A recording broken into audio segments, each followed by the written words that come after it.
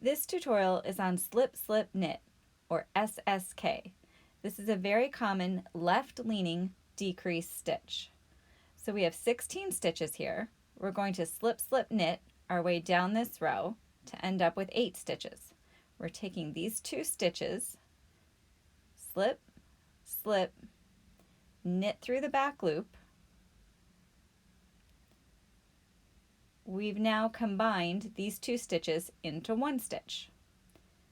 Slip, slip, knit through the back loop, making a 1 stitch decrease. So we slip as if to knit, slip as if to knit, put our left needle back into those 2 stitches, and knit those 2 stitches through the back loop. Slip as if to knit, slip as if to knit, put our needle back into those 2 stitches, and knit through the back loop. Slip, slip. This is twisting our stitches, which is what gives this stitch the left-leaning decrease as opposed to the knit 2 together, which is a right-leaning decrease. Slip, slip, knit through the back loop, SSK.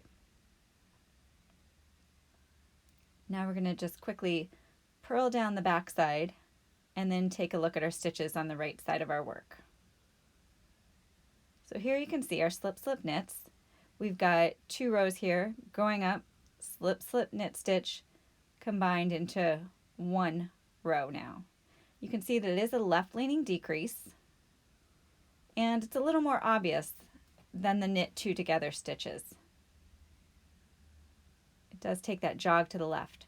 Here's the knit 2 together stitches, slightly more invisible, and that's slip slip knit